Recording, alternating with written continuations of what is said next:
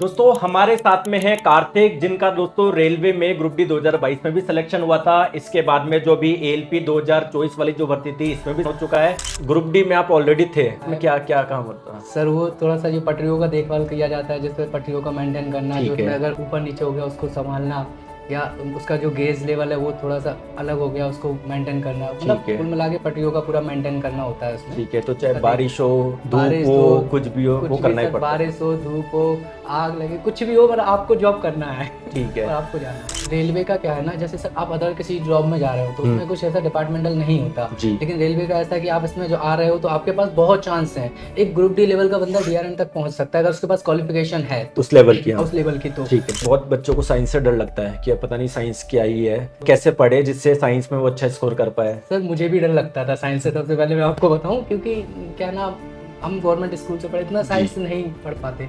लेकिन क्या हुआ, मैंने सिर्फ 2 काम किए हैं। वही आपका एक बैच जो था प्रॉपर, उसके प्रॉपर 1 से लेके लास्ट तक पूरा क्लास लिया है। ठीक। एक मतलब चैप्टर बाय चैप्टर, ऐसा नहीं कि मिक्स बीच में हाँ। छोड़ दिया, पूरा बिल्कुल क्लियर। और उसके बाद जो मिक्स क्वेश्चन थे उनकी प्रैक्टिस की है। सिर्फ 2 काम किए हैं और कुछ नहीं। इससे 2 काम में मेरी साइंस इतनी अच्छी हो गई थी सर, टेक्नीशियन में मेरे लगभग 34, 35 ऐसे 33 ऐसे मार्क्स थे सिर्फ साइंस में। सर इतना मतलब डिप्रेशन में चला जाता है बच्चा पढ़ते समय, बहुत ज़्यादा उसको, मतलब हमेशा यही लगता है। और सर क्या होता है, आसपास का माहौल इतना ख़राब हो जाता है, लोग आपको ताने मारने लगते हैं कि भाई कब तक पढ़ते रहोगे, घर पे और भी काम है और ये वो, मतलब फैमिली का प्रेशर भी रहता है। हालांकि मेरी फैमिली बहुत सपोर्टेड थी जी। उन्होंने कभी प्रेशर नहीं दिया, लेकिन आपके आसपास कुछ ऐसे लोग होते हैं जो जी। आपको हाँ। बोलेंगे कि भाई पढ़ रहे हो, और फिर वही टाइम जब पास आपका कर। सिलेक्शन हो जाएगा, हम तो सर, बोले थे हो हाँ, जाएगा। हम बोले थे इसका तो होगा, ये तो बहुत मेहनती है। और पहले सर बोलेंगे कि कब तक पढ़ते रहोगे, मेरे को सर बहुत मतलब ताने मिलते थे।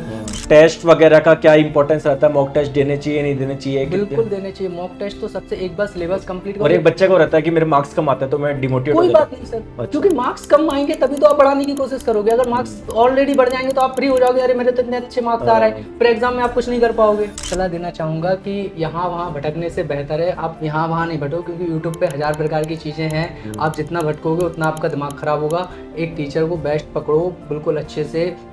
साइंस के लिए तो मैं आपको ही सजेस्ट करूँगा, क्योंकि मुझे बहुत फ़ायदा मिला है।